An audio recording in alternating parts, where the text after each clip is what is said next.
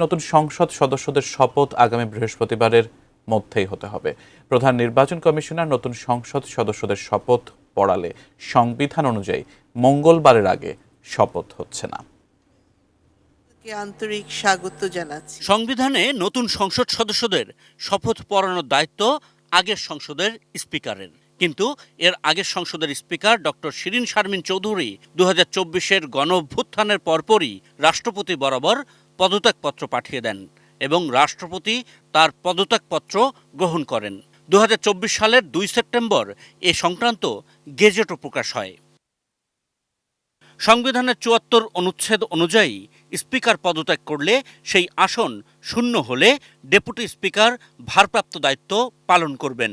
পরবর্তী স্পিকার দায়িত্ব না নেওয়া পর্যন্ত সেক্ষেত্রে ডেপুটি স্পিকারই স্পিকারের ভূমিকা পালন করবেন।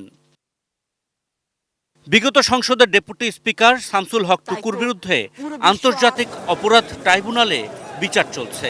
তিনি কারাগারে আছেন।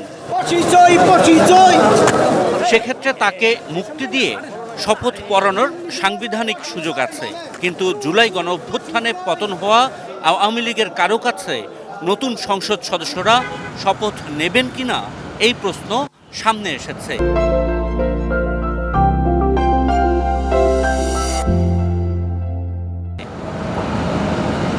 এই সমস্যার সমাধান সংবিধানের 148 অনুচ্ছেদে দেয়া আছে, যেখানে বলা হয়েছে স্পিকার বা তার অনুপস্থিতিতে ডেপুটি স্পিকার নতুন সংসদ সদস্যদের শপথ গেজেট প্রকাশের 3 দিনের মধ্যে পড়াতে না পারলে সেই দায়িত্ব পালন করবেন প্রধান নির্বাচন কমিশনার।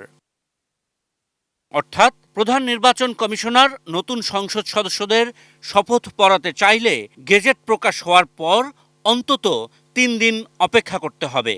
তাই শনিবার নতুন সংসদ সদস্যদের নির্বাচিত হওয়ার গেজেট প্রকাশ হলে সংবিধান অনুযায়ী মঙ্গলবারের আগে তাদের শপথ পড়ানো সম্ভব হবে না।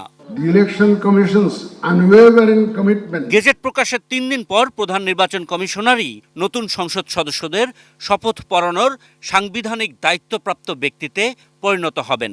তবে তাকেও শপথ পড়াতে হবে পরের 3 কার্যদিবসের মধ্যেই। তাই শনিবার গেজেট প্রকাশ হলে নতুন সংসদ সদস্যদের শপথ গ্রহণ মঙ্গলবার থেকে বৃহস্পতিবারের মধ্যেই হতে হবে। Ashikur Rahman Apu, ATN news, Dhaka.